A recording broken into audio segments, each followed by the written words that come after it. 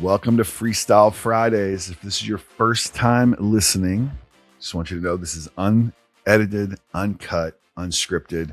I have nothing in front of me. I have a few questions in my head I'm going to work through. Sometimes it's a rant. Sometimes it's some good thought-provoking questions. Sometimes it's just updated on some stuff I've learned in the last week. But today is actually the 29th of December. It's about 7:45 in the morning. I'm working in my home office today, as you can tell by looking behind me if you're watching this on YouTube. And this will be the last Freestyle Friday of 2025. What I wanted to share with you today was the 3 questions that I've been asking my VIP clients in the last week on helping them evaluate what the year 2025 looked like, what it looked like. So I hope you got something to write this down. If not, you can play it back, listen, share if you'd like. But the first question is, what are you most proud of for 2025? What are you most proud of? What's the thing that stands out the most personally or professionally for you that says, man, this is the one thing I'm most proud of for 2025? So I'm going to answer these questions for myself to share with you how this looked like for me this year. But I really want you to take these questions and process them and think things through. And maybe it'll set you up for an opportunity to get some growth and some things moving into 26, right? All right. So what am I most proud of from 25? Well, I can tell you, I'm most proud of realizing that my business has just become something, a tool, I guess, a bridge that I use to be able to spend more quality time with my family, right? So like I stopped letting my business control my life, and now I control my business.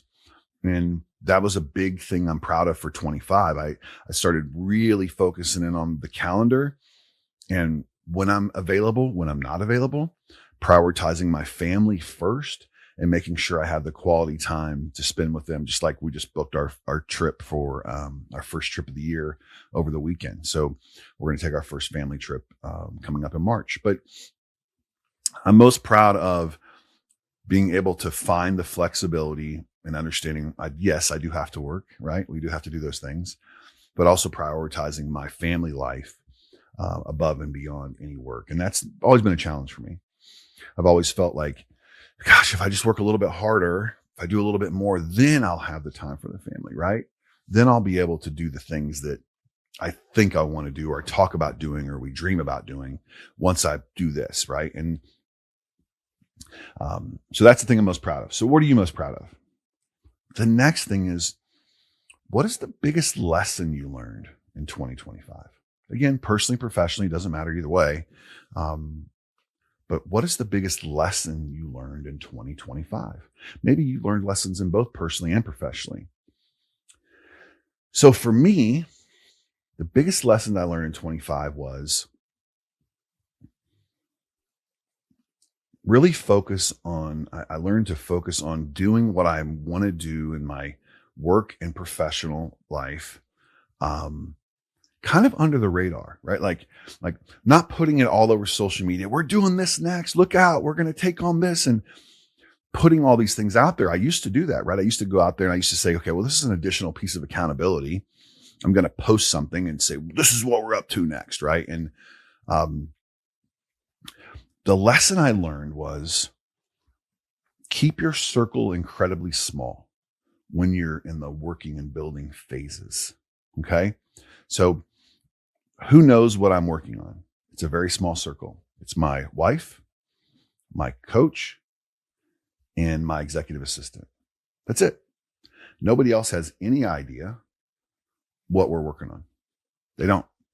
Now, when we get to that thing that we've worked on and it's ready and we've had success, then we'll celebrate, right? And then you might see some social media stuff about it. You might see it in our docuseries, and our cameraman knows a little bit too. Logan, my video guy, he knows some of what's going on as well, but not all of it, right? So, but excuse me. So I learned to keep my circle incredibly small. Why is that? Well, diluted focus, right? Like if if we're not intentionally focused on what we want to accomplish and we're sharing it with people all the time, maybe we're not working on it to the strength we should. But the other thing is, it's challenging enough to create and build a business than to have outside forces coming after you, right? And I've had a lot of this in the last year. Just we've been very blessed to have a lot of success in our company and our speaking and the things we've done in the last 12 months. But a lot of that, I've had to fight off distractions and challenges from people on the outside who appear to be friends or appear to be acquaintances, or they're not either one of those. And when they see you winning, or they see, hey, Chris says he's going to do this next, I'm going to try to get in the middle of that and shut that down. Right. It's sad, but that's really what has happened. Like, I've seen it happen multiple times in our business where I get that phone call. Hey, so-and-so called and they're talking, they're saying this, and maybe you're not the right guy for that. Right. Or they're challenging what you're saying or coming at you. So what I would say is the biggest lesson is keeping my circle small as we're doing the things in the unseen hours to grow and make things happen. Now, when it rolls out and we're excuse me, we've got it, we're in place, we go, let's go. And those challenges are going to be coming at you at that point, but why not keep it quiet, build the foundation, and then go do it. Right. And then put on social media if that's what you choose to do. You don't ever have to put on social media if you want or share.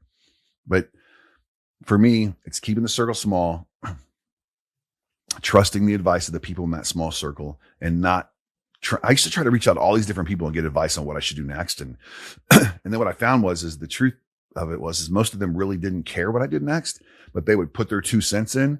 And then I would start realizing, well, their 2 cents was something that was slowing me down because they wanted what I wanted.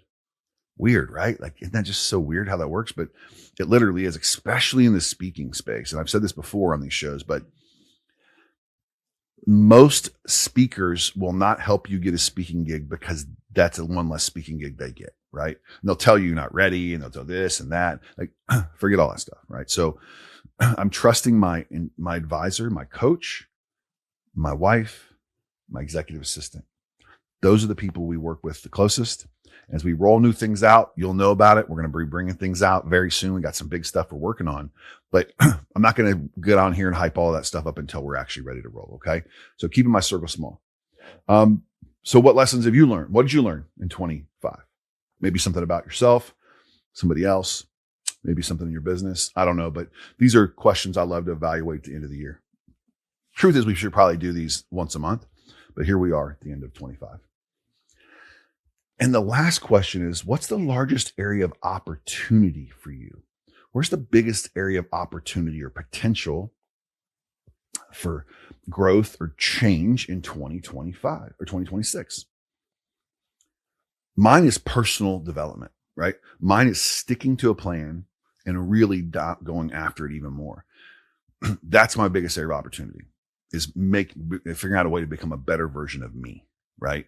Not this guy or that gal, not that, but the better version of Chris, right? What are the disciplines I need to do every day to become a better version of me? So I'm more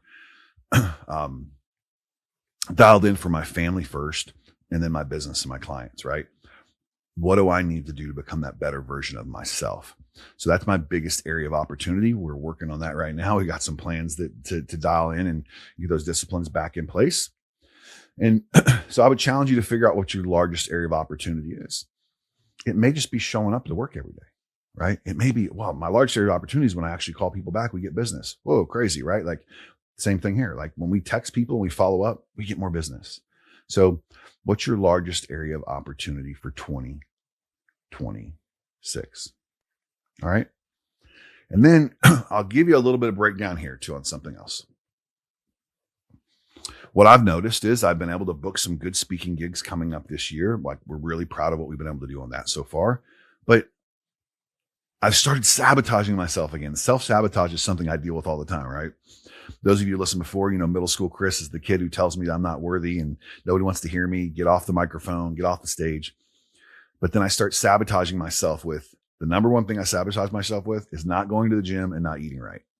Because if I'm not in the great shape, maybe I won't get the gig, and it's okay. And I can blame it on that. Right. So, like, here we are again, self-sabotage. It's creeped back. I think it was getting me about 4 or 5 months ago. And I'm back. I was in full blown self-sabotage mode over the last couple of weeks. Yesterday, I got my disciplines dialed in, I believe, and had a great day yesterday. Today, we're working on the same thing. When I get off this morning, I'm going to get to the gym or go down to the basement, our gym we have here, and get a good workout in.